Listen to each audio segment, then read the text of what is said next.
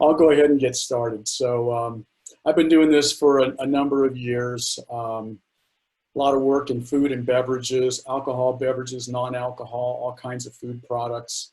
And every year I usually do a seminar on branding and developing your brand with the Department of Agriculture. So what I have today is a, fairly short, for me anyway, presentation. And there's 4 case studies that I just kind of want to take you through. There's 3 food products and an alcohol beverage. And each of these examples I show kind of before and after, and also discuss some concepts that may help you in developing or redeveloping your brand. So I'm going to go ahead and share my screen and get into it. And like Daniel said, take a few breaks. So, so just so we can answer questions. Okay, so you guys can see my screen here, I guess, I hope. Yes, we can. Okay, so cover slide, no big deal. So anyway, let's catch some eyes. I mean, that's the theme of the day. So here's a quote that I like, and I've always included in these presentations. 73% of consumers rely on packaging to aid their decision-making process at the point of purchase, and that is really important in terms of shelf impact, in terms of impulse purchase opportunities and trial. And usually I talk about this later in the presentation, but something that's kind of important to remember is that some 20% of a brand's volume is in trial, initial purchase, and 80% is in repeat purchases. So it's really important to get people into your brand and always to focus on trial, because over time, your brand may lose consumers. And if you continue to work on trial and convert them to repeat and loyalty, then you have a better chance of success. So the first study I want to take you through is some friends out of New York, out of New Windsor, New York, outside of Manhattan, Cafe Spice. They're an Indian couple. They've been making authentic Indian food for a number of years, and they got to a point where they just weren't growing, and a lot of it had to do with their presentation in terms of on-shelf, their packaging, their identity. This is what the brand looked like before. It was confusing to say the least. It didn't really stand out. It had low readability and weak branding, and also low appetite appeal in terms of how the product was presented within the package. So a lot of these black trays and cello wrap really don't typically communicate a real super premium image. So we went to work with them. And one of the things I want to go through a lot today is positioning. And it's really the foundation of every brand. And I'm going to take you through some concepts that'll help you understand it better. But this is a positioning statement that we came up with for Cafe Spice. So welcome to Cafe Spice. From our roots in India to distant country shores, we have pursued our passion for authentic food. Food that's spirited and savory, unique creations from unusual faraway places. Now we'd like to share these discoveries with you and take you to new destinations. Cafe Spice, a taste experience that will add spice and richness to your life. And spice and richness to your life is really the basis of this positioning statement. So, with the way we work with clients, we start with the brand's positioning first. And oftentimes we don't even think about or worry about the brand name. And oftentimes our clients, that's what they really want to focus on. And they've been studying and doing brainstorming and looking at dictionaries and encyclopedias for names that might resonate. But really, a lot of the naming that we come up with comes from the brand's positioning. They already had a brand, so this is a rebranding exercise. But one of the things we do, and I think we do well, is before we start design work, we look for metaphors that visually communicate that positioning statement. So we say add spice and richness to your life. So, you know, some of the metaphors here, you can see in India, star anise, paisley, bright colors, very important, you know, transporting you to new destinations. You can see some of the metaphors that we use, and that really inspires creativity for our designers. So here's what we came up with packaging. So you can see, you know, from before to after. We kept the black tray because of cost economies and the and you know what they already had in inventory, but that really wasn't the primary reason. But we decided to go with this paperboard sleeve, which really elevated the brand. And you can see the bright colors, you know, coming from those metaphors. And you can see the lotus flower convention here that provided color and a background for each individual product. And you can see it a little bit better here when we extend the brand to all their full line. So again, very bright, colorful colors that truly resonate. You can see the brand now is stronger. It's not the reversed out white on yellow, it's now black on yellow, which gives you always the most prominence. And then we added a few little icons in here to communicate the authenticity, or, you know, in this case here, the vegan, you know, all of that. So spice your life, spice up your life, that became the brand's tagline. So if you look at how we extended to other products that they came up with a line of soups, worked out very well, very simple. They had some non-chips, a packaged chip product, and you can see how they extended it to sandwiches, as you hear the chili chicken and the South Indian potato. And now, this is a national brand. They're in Whole Foods just about everywhere. They're in natural grocers. They're in several gourmet and also conventional stores. A lot of their initial development was in on-premise food service, but now that we came up with good packaging, they were able to extend the brand nationally. So any questions so far? And please just jump in, I'm good, or text Danielle. Yeah, if anyone has any questions, feel free to unmute yourself and ask now. If not, keep thinking about them, and, you know, make sure you ask though. So what I'm going to do then, if there aren't any questions, is take you through another case study, but in this time, talking a little bit more about positioning, just sort of the dynamics of it, and you know, our vision, how we perceive it, and how it works for us. So, but first, let's just define, you know, what a brand is, and this is actually my definition. I mean, there's several definitions out there, but I wanted to compress it in as few words as possible, and just the key learning. So my definition is a brand is a distinctive identity and fulfilled promise which benefits the customer. Customer, of course, can be the consumer, but in the three-tier system, it's customer first, then consumer. Distinctive identity refers to the identity of the logo and also the communication. But what we're going to talk about here is the fulfilled promise and that path from features to benefits. So what is that? You know, it's really the space positioning. If you just looked at it this way, it's just the space that occupies in the consumer's mind, not our mind. It's not who we think we are. It's not about us. It's about the consumer. So brands are determined by their unique selling proposition. This is an old term, but it's still relevant for today. So what does that mean? It must be different and interesting. It must provide some competitive advantage, at least for some time. And that's very difficult because in most categories, there are dozens, if not hundreds of competitors. So you always need to look for something that'll make you distinctive. And we'll talk more about that later. So it should be durable. lasting as much as you can, but there will be changes in the market environment or consumer needs.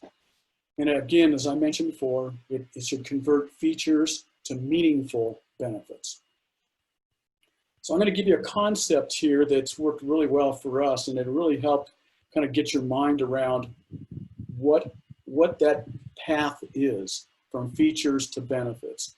So the concept is called brand laddering, or often called benefit laddering, and it's very similar to the Maslow need hierarchy, where you go up the hierarchy to higher level needs.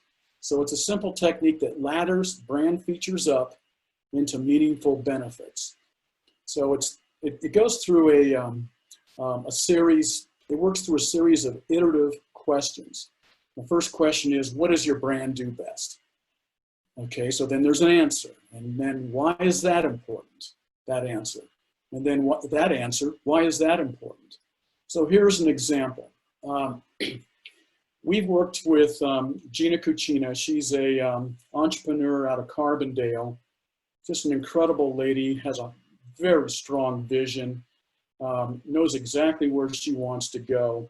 And she originally came up with a line of soups that she just made in her own home kitchen, then eventually into a commercial kitchen, packaged them herself, you know, created her own label. Sorry about this, get the wrong. Sorry, gave it away. So she made these soups by herself, and you know, she got to a certain level where she wasn't going any further. So she recognized that she needed to take it to the next level, have a larger commercial kitchen, create packaging that resonated and really communicated her vision. So we asked her, we said, Gina, you know, what do your soups do best? And she said, well, our soups are homemade, fresh, and natural. And we said, okay, that's great, but you know, so what? You know, everybody's soup that's out in the market is somewhat homemade, even though it's commercial, it's fresh and natural. If it wasn't, it wouldn't be in the market. We call that a cost of entry benefit or feature. And if you don't have it, you can't play the game. So we asked again, you know, well, why is that important? Because we make them with wholesome ingredients, with lots of care and love. Okay, so now we're starting to get a little bit further up that need hierarchy, or that ladder, into more meaningful benefits, and in this case, more emotional benefits, rather than physiological benefits of freshness or naturalness. So then we said, okay, well, why is that important? Because we want to share our love to nourish and sustain you and your family. Okay, so now it's getting into, you know, more into higher level needs and benefits, more altruistic, more outwardly focused instead of inwardly focused. And well, why is that important? Because it'll warm your soul. And that's getting pretty high up there in terms of being up on the ladder and in terms of how we want to communicate this brand benefit-wise. So what we do is, and it's kind of a complicated process, and it's also fairly subjective as well, but when we sit down with a client, we have the flip chart out, and we're going over this several different ways. But you can see here, this is kind of what a ladder looks like. And you can look in the bottom here, you can see that some of the core features, vibrant, homemade, beautiful, you know, what she said, they ladder up. And, you know, it's pretty complicated, but I want to summarize it for you the way we did. And this is what we came up with. So according to Gina, you know, and what we gleaned from our discussion, this brand is vibrant, homemade, and it's beautiful. And, you know, why is that important? Because it, you know, it has warm colors like sunshine. It bursts with energy. We're artisan, you know, there's something more going on here. And these words here that we came up with in green are prime fertile territory for visual metaphors and creative development. And that's really important, and that goes back to what I showed you from Cafe Spice, you know, with those metaphors. So, you know, why is that important? Because it's about love, sharing the love. We consider that the brand driver. And what's the benefit? Well, it warms the soul. It's the brand's promise fulfilled. And that's a little subjective, but it's a place to start to create that brand. And what's the end result? The final benefit, it's I can achieve my purpose. Well, that's pretty far out there, and we call that the BS zone. And for lots of reasons, we just don't want to go there. It'll be promising too much. All right, so the thing with Gina and with everybody we work with, their vision is very, very important. We have a saying at BrandWorks, be the brand. Just like Caddyshack, be the ball, be the brand. And for Gina, she had a vision of what this brand should be. So her vision was, we need to have deep, brilliant colors. It's full of warmth. It's bursting with energy, abundant, nourishing, nurturing. Mother Earth, female, women, caring, puts family first, real, honest, with integrity, full of love.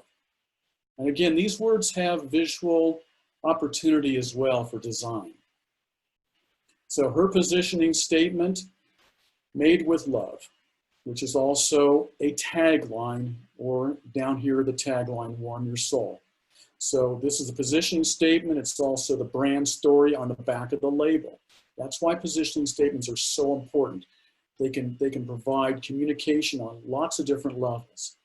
So at Gina Cucina, we are passionate about our food. Our soups are bold, vibrant, and abundant, bursting with garden fresh ingredients and inspired by the art of Florentine cooking.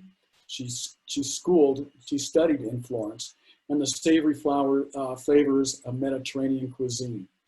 Each of our nutritious creations is handmade with care and love. We want to share that love to nourish and comfort you and your loved ones. Gina Cucina, foods that nourish and warm your soul. So how do we translate that to that positioning to the new logo and packaging? Well, here's what we came up with. And one of the things about her, her emphasis on beauty, we wanted to have these jars clear with clear pressure-sensitive labels so you can actually see this vibrant color in the soups. And on the lids we pre-printed, and we had the logo up here so you have impact from different angles. It reinforces the overall branding, but again, just bright, bright colors. And the result, a very successful brand. She's still local and regional. She is expanding. I know she's raised some money. She has a very strong team, but she's getting very good distribution. And about 3 years ago, she applied for a business grant from Federal Express and won. So very good branding, very good business plan that she came up with, and this brand has every chance for national distribution. So any questions on that? You guys awake? I'm just kidding. Want me to continue? Yes, and yes, okay, good. We are awake. You gotta love Zoom. Usually when I do these, it's a lot of fun because we have it's live. We're in a room, and we always start by going around the room and asking everybody what kind of product they have. Where are they in their development? Are they in the idea stage? Are they in initial distribution? Are they further along? They need to rebrand. And it's just a myriad of different products, and it's always a lot of fun. So anyway, I'll just assume that you guys are pretty far along, and hopefully some of this will make sense to you. So here's another good quote that I really like, and this is actually from a friend of mine, Paul McLean, who used to be the VP of purchasing at Whole Foods Rocky Mountain region. And gosh, this quote goes back, a good 10, 12 years. And I remember we were at we're at Belmar at Whole Foods, and he was giving a seminar, and he said, your brand must stand out to get noticed. Many of our shoppers make their purchase decisions in seconds, not minutes. And Paul and I did a little research, and we found out it's actually about 7 seconds on average. So that's really quick. And it's really important that your product really pop on the shelf. It communicates instantly. It creates the opportunity for impulse and trial sales. So it's a good quote. Always keep this in mind. So let's talk a little bit about rebranding here. For those of you who might already be out there, and you might looking at something a little bit different, and to generate greater sales or wherever you are. But here's a company we worked with, Palisade Sausage. We've worked with them for probably 15 years now, and we continue to do some work in terms of repackaging, strategic development. But when they came to us, they were based in Crested Butte. They're a small Colorado company with limited distribution. I was working with Whole Foods at the time. We were doing a trade seminar, and the fellow I just mentioned, Paul McLean, and Tad Overstreet, who was his grocery buyer, said, we just tasted this Palisade sausage, and it's just excellent. But they could really use some new packaging. So I can't remember how we got going, but we started working with Palisade. They do have excellent quality products. They are premium, 100% natural, gluten-free, paleo, no sugar, no antibiotics, no nitrates. And they had very good consumer and trade acceptance. It was very limited. They were selling directly. They were doing farmers markets, that sort of thing at that early stage of development. But if you look at the packaging, very, sub-premium, generic branding and packaging. And you see a lot of this in the meat section of the store. You'll see these, these black plastic sleeves, vacuum packed with a label slapped on top. And it just didn't have the image that they wanted. And of course, we thought they deserved, given the quality of the products. So one of the things, and we're going to come back to this a little bit at the end of the presentation, one of the concepts I really want you to pay attention to is take a deep dive and truly assess your strengths and capabilities, and be brutally honest. Typically when we do a SWOT analysis, we do start with SWOT. Well, that usually goes on and on and on because people just love to talk about themselves, and everything they do is great, right? But in reality, there's only a few things that you truly do right, that you do have, strengths and capabilities that can differentiate you. But for them, they really were authentic. And there's very, very few brands out in the market, especially in conventional grocery, that was as authentic as them. I mean, I thought they were, the best.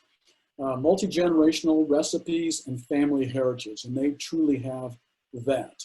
Old world artisan, product purity. And in their words and several others, the highest quality, best damn sausage. So here's a concept that we love to work with, and I've got John Nacarado on the line right now. We just did that for his company, Grandma's Frozen Noodles. They're out of Arvada. But what we do, it's called a competitive packaging sort. And what I'd like to do is, when we start engaging with clients, get out in the stores with them. So we'll go to Whole Foods or Sprouts or King Soopers or, Trader Joe's or whatever. And we walk the store. Now we already knew with Lori Millay that, she has a sausage product. So we spend some time there. But oftentimes we ask our client to pick out other packaging that they like that has some kind of communication to them. So when we get together after they do that, we get a big long conference table, and they bring some of their friends or maybe business associates or distribution partners, and we dump all the products in the middle of the table, and we ask them, to surround the table, and then we say, we ask them to sort these different brands any way you want, including your existing brand or or if they don't, just the products that you purchased any way you want.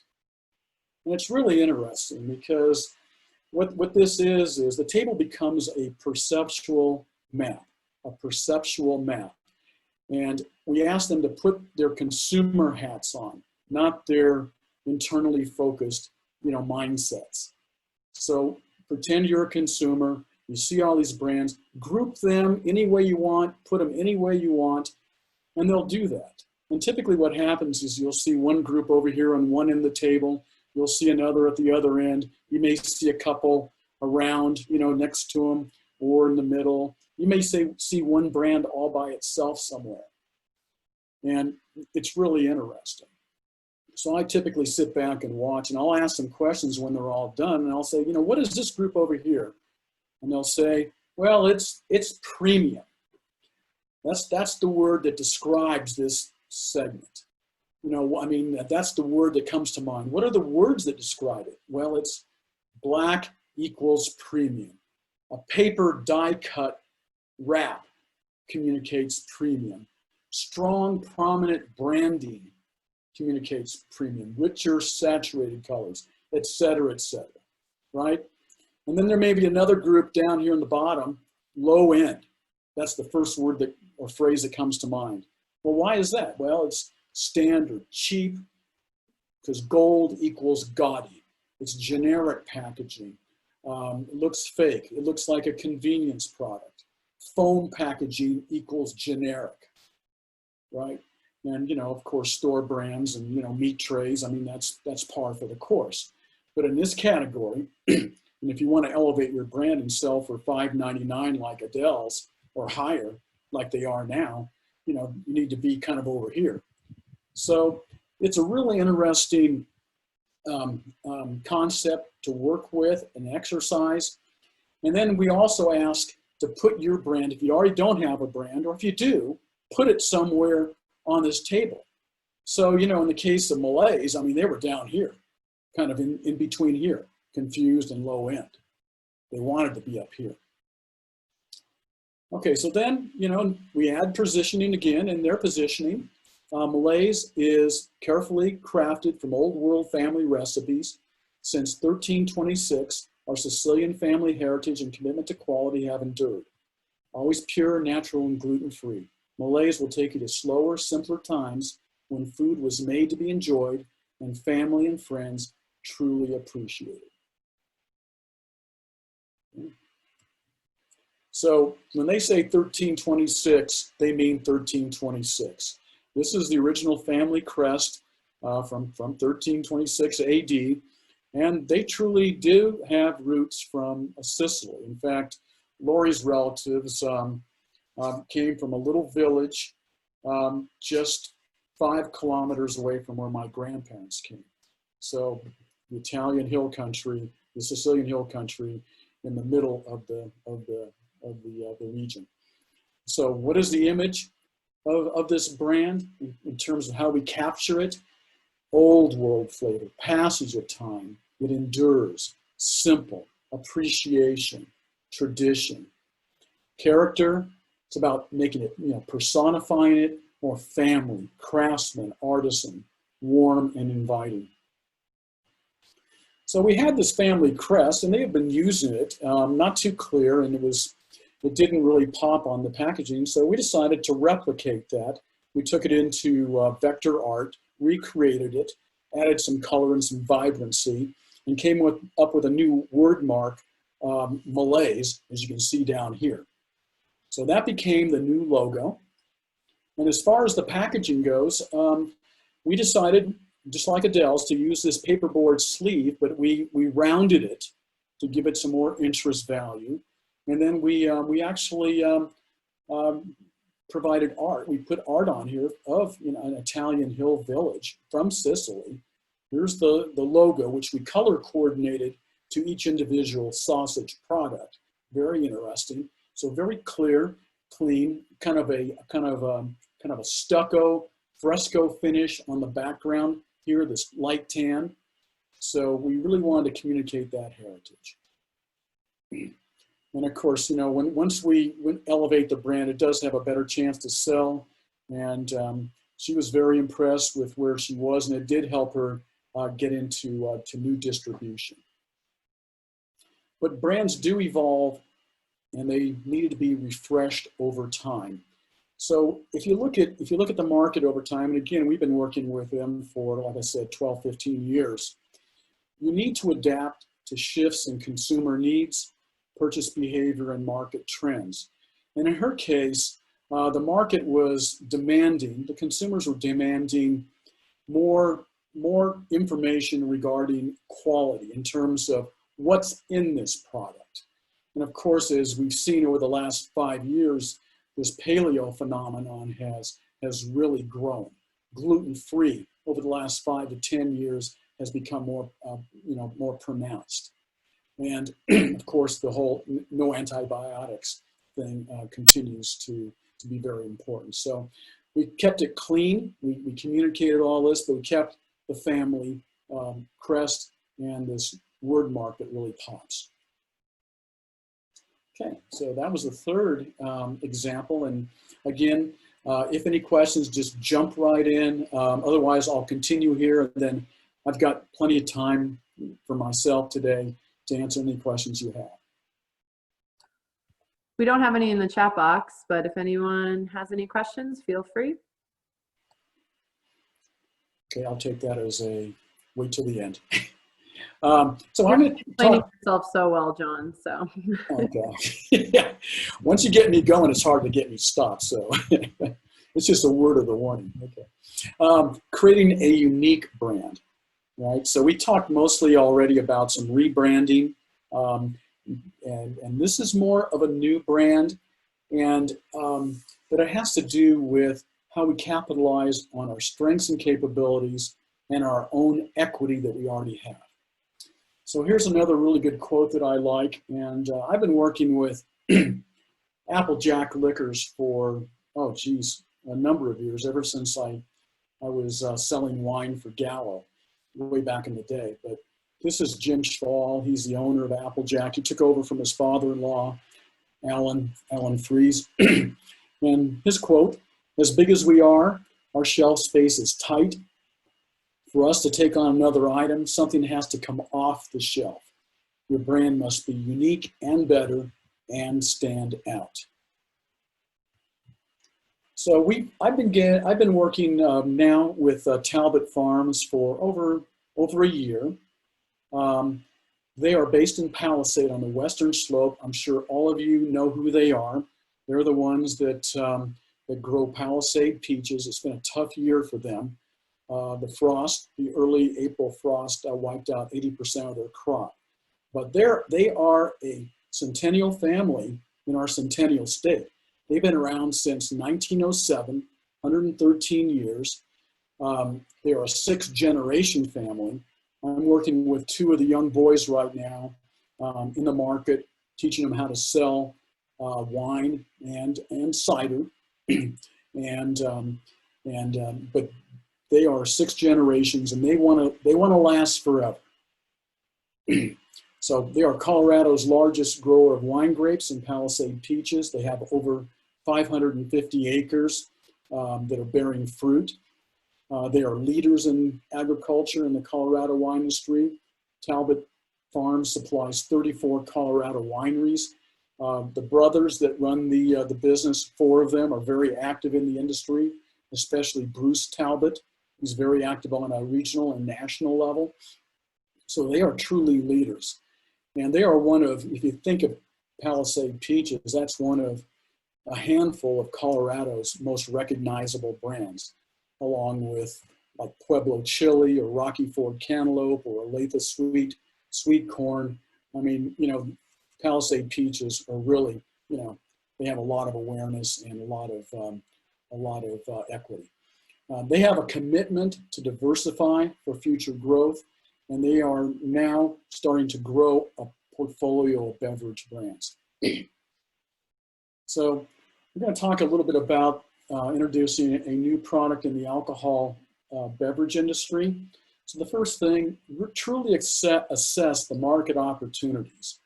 And as I was mentioning before, they shift, they change, it's dynamic. There's always something going on. There's always a new product. Products catch on. The alcohol beverage industry is highly competitive, and I just can't understate that. I mean, this picture right here is in a liquor store, Warehouse Liquors off of 285 in Sheridan. This is just the canned wine, single serve wine section. This is only a handful of the products that are available out there. I mean, it's tremendously competitive. And there are shifts and changes in consumption. There are now more new and younger consumers entering the wine industry and alcohol beverage categories. They are more health and calorie conscious than ever. If you look at these hard seltzers, for example, they came on the scene and they grew from nothing, and there's a $1 billion category right now. Last year, these hard seltzers grew 550%. They're still growing at economic levels, plus 50% annually. Every major brand now is looking into this category. So what that means is this competition for shelf space is intense. The competition for cold box space is even more intense.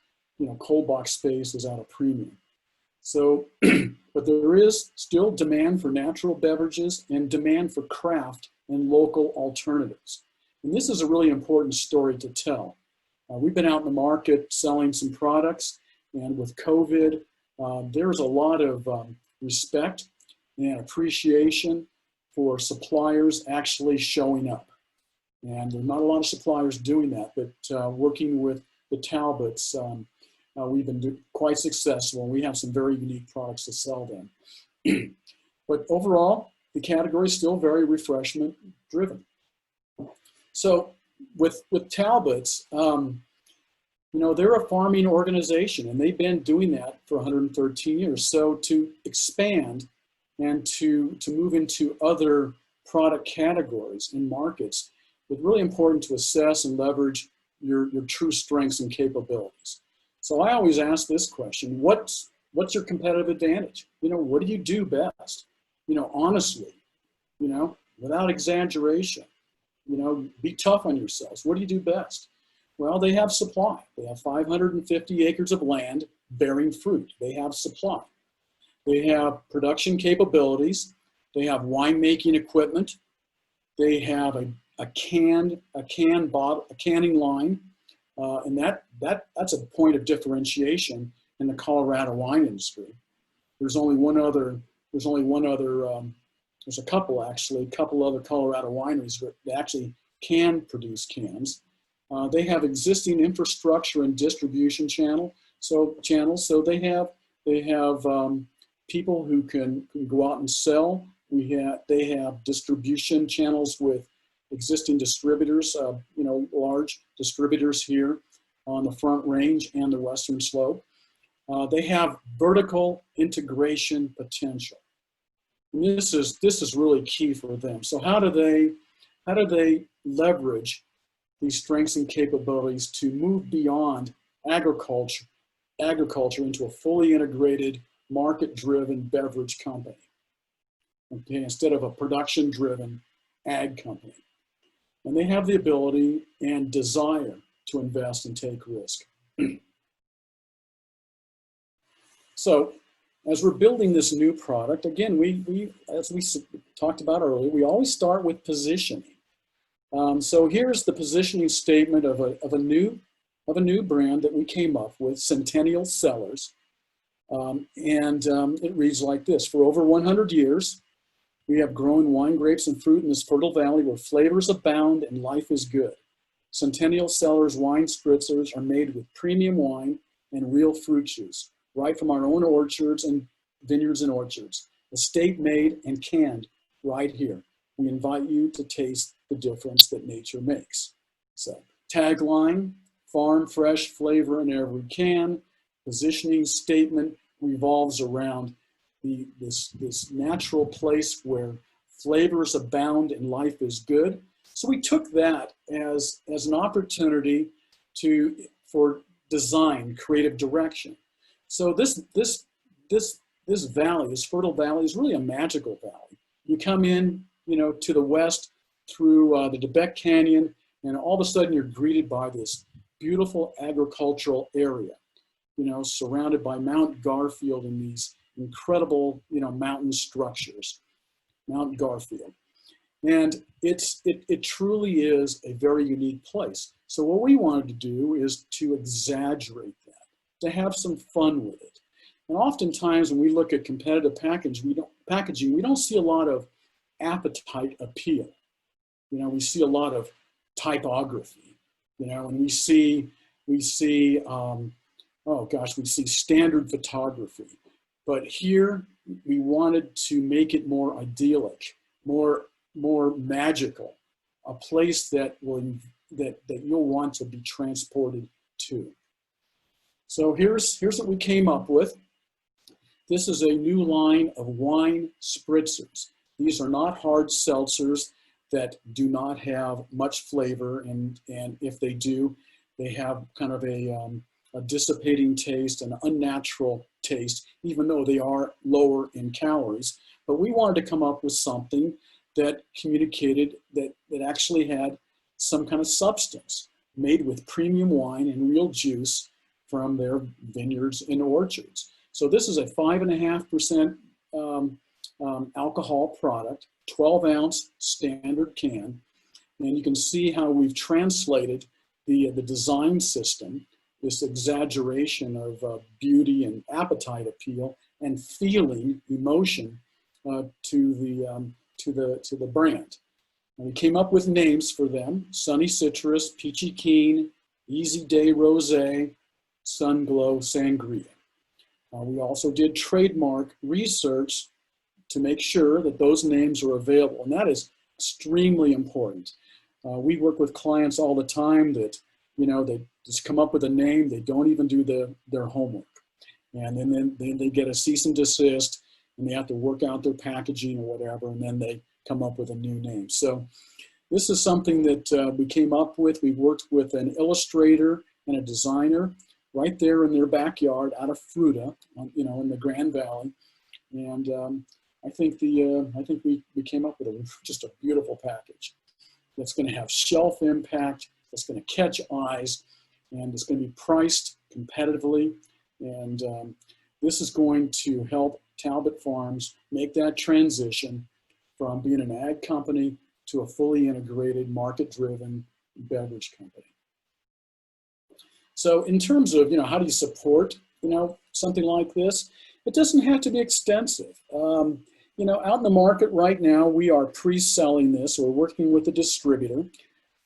This is just a sales flyer. So you can, you know, whether you're calling on liquor stores or grocery stores or buyers, I think it's really important to have a sales flyer, you know, and just have your key features and benefits in here.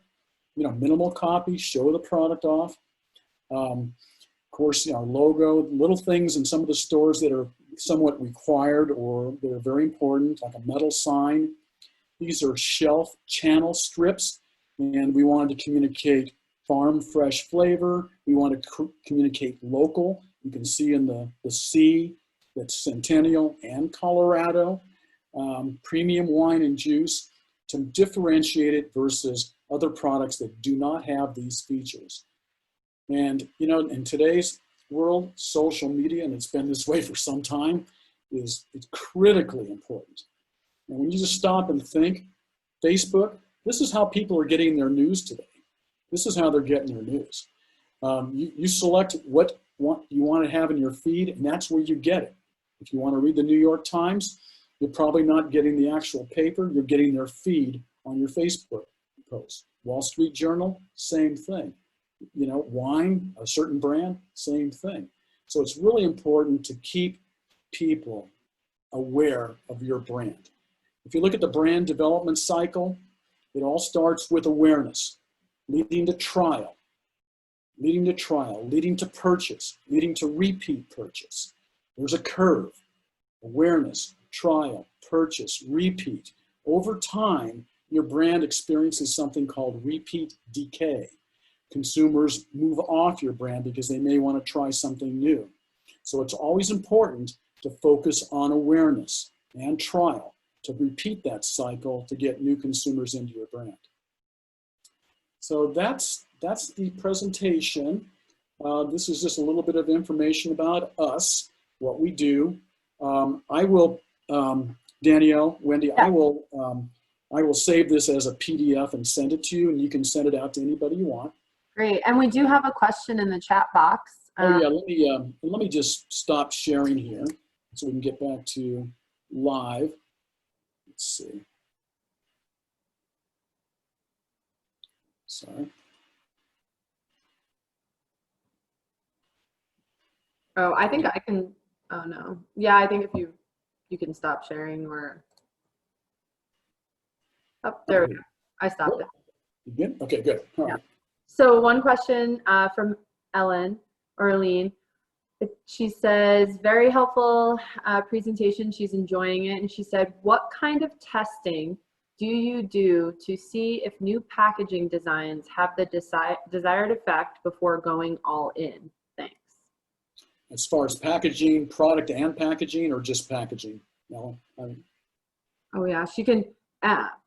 Well, what we did. Let me tell you a little packaging only. So there's some simple things you can do, and look, I came from the corporate world. I worked with Gallo, I worked with Coors, I worked with Hiram Walker. We had big market research budgets. So there are certain methodologies that we use, quantitative studies, very expensive to measure, how people react to packaging. I wouldn't recommend that. You don't need to. What I like to do is put together kind of like a Survey Monkey type of questionnaire and expose them to different concepts, consumers, right? And some of that challenge is who am I going to send this to? You can start internally, and you can cull down the number of concepts internally, but then put together like a Survey Monkey. With the different packaging, but also always include your concept or positioning statement.